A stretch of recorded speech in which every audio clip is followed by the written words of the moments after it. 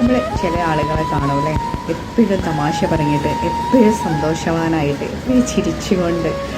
അപ്പോൾ നമുക്ക് തന്നെ തോന്നാറുണ്ട്, എന്തൊരു ഭാഗ്യവാനാണ് ആ വ്യക്തി, അല്ലെങ്കിൽ എന്തൊരു ഭാഗ്യവതിയാണ് ആ വ്യക്തി, എപ്പോഴും ചിരിച്ചുകൊണ്ട് സംസാരിക്കുക.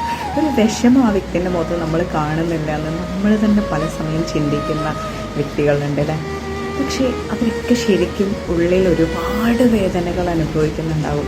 നമ്മൾ കാണുന്ന ചിരിച്ച മുഖമാണ് അവർക്ക് പുറത്തെങ്കിലും അവരുടെ ഉള്ളിലെപ്പോഴും കരഞ്ഞുകൊണ്ടായിരിക്കും. അവർക്ക് ഒരുപാട് പ്രശ്നങ്ങളുണ്ടാവും, ഒരുപാട് എന്താ പറയുക, സഹിക്കാൻ പറ്റാത്ത, ഒരാളോട് പറഞ്ഞാൽ തീരാത്ത വിഷമങ്ങൾ അവർക്കുണ്ടാവും. പക്ഷെ അതൊന്നും അവർ മറ്റൊരാളോട് പറയില്ല. എന്തുകൊണ്ടാണ് അവർ പറയാത്തതെന്നറിയാം. ശരിക്കും അവരുടെ ജീവിതത്തിൽ നമ്മൾ ഒരാളോടും പറഞ്ഞിട്ട് കാര്യമില്ല, അല്ലെങ്കിൽ ചില അനുഭവങ്ങളെ അവർക്ക് മറ്റുള്ളവരിൽ വിശ്വാസം ഇല്ലാതാക്കിയിട്ടുണ്ടാവും. അതുകൊണ്ട് തന്നെ അവരവരെ വിഷമങ്ങൾ സ്വയം ഉള്ളിലൊതുക്കി ജീവിക്കില്ലേ.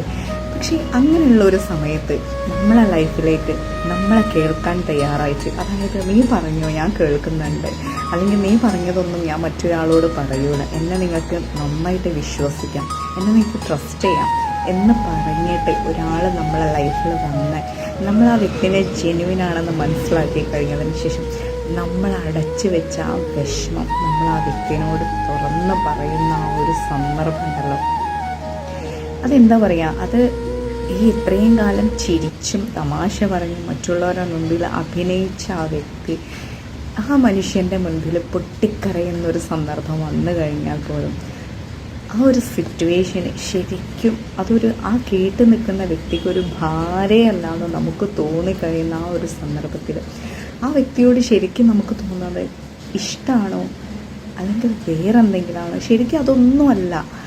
പക്ഷെ എന്നാലും അതിനെന്തോ ഒരു സൗന്ദര്യമുണ്ട്. ആ വ്യക്തിയോട് തോന്നുന്ന ആ ഒരു അടുപ്പത്തിന് എന്തോ ഒരു പ്രത്യേക സൗന്ദര്യം ഉണ്ടാവും.